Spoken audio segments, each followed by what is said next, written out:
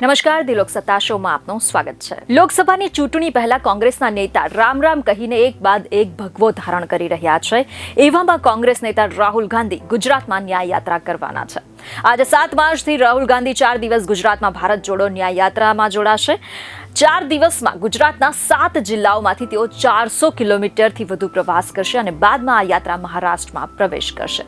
દર્શક મિત્રો, ગુજરાતમાં કોંગ્રેસમાં એક પછી એક નેતાઓ પાર્ટી છોડી રહ્યા છે, ત્યારે રાહુલ ગાંધીની આ ન્યાય યાત્રાને લઈને કેટલાક સવાલો ઊભા થઈ રહ્યા છે, ચર્ચાઈ રહ્યા છે. 7મી માર્ચે ગુજરાતના ઝાલોદથી રાહુલ ગાંધી ગુજરાતમાં પ્રવેશ કરવાના છે અને ત્યારે આ યાત્રા કેટલી સફળ થશે તે મુદ્દે પ્રશ્નો ખૂબ જ ચર્ચામાં છે. સાથે જ રાહુલ ગાંધીની ભારત જોડો ન્યાય યાત્રામાં ગુજરાતનો રૂટ પસંદ કરવા પાછળ શું છે આખરે રાજકીય ગણતરી, તે પણ ખૂબ ચર્ચાઈ રહ્યું છે. વાત કરીએ ડિટેલમાં આ મામલે તો દર્શક મિત્રો, ભાજપ સતત ત્રીજી વખત તમામ 26 બેઠકો પર વિક્રમજનક સરસાઈ સાથે વિજય મેળવી હેટ્રિક કરવાની યોજના ધરાવે છે. તો કોંગ્રેસે આ વિજય રથને અટકાવવા માટે દિલ્હી પંજાબમાં સત્તારૂઢ આમ આદમી પાર્ટી સાથે ગઠબંધન કરી દીધું. એવામાં કોંગ્રેસના નેતા રાહુલ ગાંધીની ભારત જોડો ન્યાય યાત્રા ગુરુવારે ગુજરાતમાં પ્રવેશી તે પહેલા રાજસ્થાનના બાંસવાડા ખાતે જાહેર સભાને સંબોધિત કરશે તેવી જાણકારી સામે આવી હતી અને પૂર્વ નિર્ધારિત કાર્યક્રમ પ્રમાણે 3 રાત્રિ અને 4 દિવસના પ્રવાસ દરમિયાન ગુજરાતની 26માંથી 14 લોકસભા બેઠક આવરી લેવામાં આવશે. રાહુલ ગાંધી ગુજરાત જોડો જે આ યાત્રા છે, આ યાત્રાનો રૂટ જો આપણે જોઈએ તો આદિવાસી મતદાતાઓ સુધી પહોંચવાની રાજકીય યોજના આંખે ઉડીને વળગે છે તેવી પણ ચર્ચા છે. એક સમયે આ વિસ્તારો કોંગ્રેસ પાર્ટીનો ગઢ રહ્યા હતા દર્શક મિત્રો, પરંતુ બદલાતા જતા આજે રાજકીય, ધાર્મિક અને સામાજિક કારણો છે. આ કારણોસર પાર્ટીને માટે જે આ ગઢ જાળવી રાખવાના પડકારો છે ને તે ઊભા થઈ ગયા. ગત શનિવારની જ વાત કરીએ તો આ યાત્રા રાજસ્થાનના ધૌલપુરથી ફરી શરૂ થઈ હતી.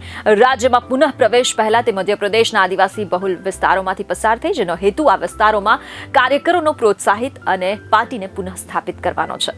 આ યાત્રામાં ગુજરાતના રૂટનું આખરે રાજકારણ શું, તે ખૂબ જ સવાલ જે છે તે ચર્ચાઈ રહ્યો છે. દર્શક મિત્રો, આ મામલે પક્ષનું શું કહેવું છે તેની પર નજર કરીએ તો રિપોર્ટ અનુસાર પક્ષનું આ મામલે એમ કહેવું છે કે આ યાત્રાનો હેતુ યુવા, ભાગીદારી, નારી, કિસાન અને શ્રમિકોને ન્યાય અપાવવાનો છે. આ યાત્રા 66 દિવસ દરમિયાન 6700 કિલોમીટરનો પ્રવાસ ખેડશે અને તે 15 રાજ્યમાંથી પસાર થશે. પહાડી, દુર્ગમ અને વન વિસ્તારોમાંથી યાત્રા પસાર થવાની હોવાથી યાત્રા માટે વાહન અને પદયાત્રા એમ હાઇબ્રિડ માધ્યમ અપનાવવામાં આવ્યું છે. રિપોર્ટ મુજબ ગુજરાત પ્રદેશ કોંગ્રેસના પ્રવક્તા હેમાંગ રાવલે રૂટ નિર્ધારણ વિશે એમ જણાવ્યું હોવાનું સામે આવ્યું કે સામાન્ય રીતે આ પ્રકારના કાર્યક્રમોના આયોજન સમયે કયા વિસ્તાર, મુદ્દા સમુદાયને આવરી લેવા જોઈએ તે વિશે પ્રદેશ કોંગ્રેસ કમિટીનો અભિપ્રાય લેવામાં આવે છે અને આ સિવાય જ્વલંત મુદ્દા અને સમસ્યા વિશે પણ ફીડબેક લેવામાં આવે છે, જેથી કરીને યાત્રા દરમિયાન ગુજરાત કેન્દ્રિત મુદ્દા વિશે ચર્ચા થાય. ભૌગોલિક, રાજકીય અને વ્યૂહાત્મક બાબતો સહિતના બૃહદ ચિત્રને ધ્યાને લઈને ઓલ ઇન્ડિયા કોંગ્રેસ કમિટી દ્વારા રૂટ વિશેનો અંતિમ નિર્ણય લેવામાં આવતો હોય છે. આ યાત્રા ગુજરાતમાં દાહોદ, પંચમહાલ, છોટાઉદેપુર, નર્મદા, ભરૂચ, સુરત અને તાપી સહિત આદિવાસી બહુમતીવાળા વિસ્તારોમાંથી પસાર થશે અને ગુજરાતની 26માંથી 14 બેઠકને કવર કરશે.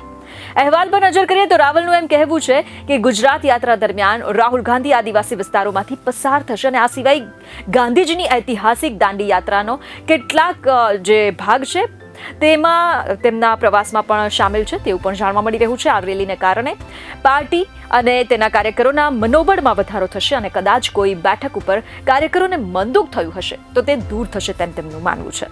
ન્યાય યાત્રાના છેલ્લા તબક્કામાં રાજસ્થાન, મધ્યપ્રદેશ, ગુજરાત અને મહારાષ્ટ્ર જેવા રાજ્યોને આવરી લેવામાં આવ્યા છે અને આ ચારેય રાજ્યમાં ભાજપ એકલા હાથે કે પછી સાથી પક્ષો સાથે સત્તામાં છે. ગત 5 વર્ષ દરમિયાન દર્શક મિત્રો, કોંગ્રેસે આ 4માંથી 3 રાજ્યમાં સત્તા કે સરકારમાં ભાગીદારી ગુમાવી દીધી છે. હવે અહેવાલો પર નજર કરીએ તો ગુજરાત ભાજપના પ્રવક્તા ડોક્ટર યજ્ઞેશ દવેનું એમ કહેવું છે કે જ્યાંથી રાહુલ ગાંધીની આ યાત્રા પસાર થવાની છે ને ત્યાં અગાઉથી જ કોંગ્રેસનો સફાયો થઈ ગયો છે અને આગામી લોકસભા ચૂંટણી પણ દર્શક મિત્રો, આ ચૂંટણી પર આ યાત્રાની કોઈ અસર નહીં થાય. પાર્ટી તમામ 26 બેઠક ઉપર વિજય મેળવશે અને આ વખતે અમારું લક્ષ્યાંક તમામ બેઠક પર દેશભરમાં સૌથી વધુ લીડ સાથે સંસદ સભ્યો મોકલવાનું છે તેમ તેમનું કહેવું છે.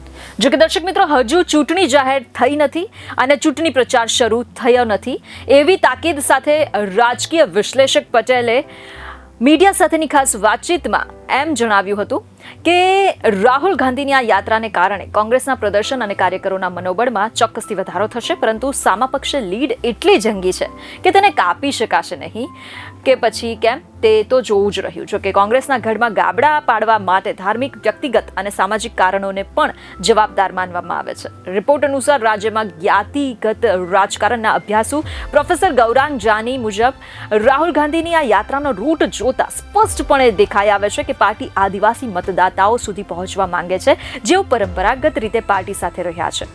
રાજસ્થાન, મધ્યપ્રદેશ, ગુજરાત અને મહારાષ્ટ્રના આ એવા વિસ્તાર છે કે જ્યાં ભિલિસ્તાનની માંગણી ઉઠતી રહી છે તેમ તેમનું કહેવું છે. આ મામલે આપ શું કહેશો દર્શક મિત્રો? કમેન્ટ કરીને ચોક્કસથી જણાવજો.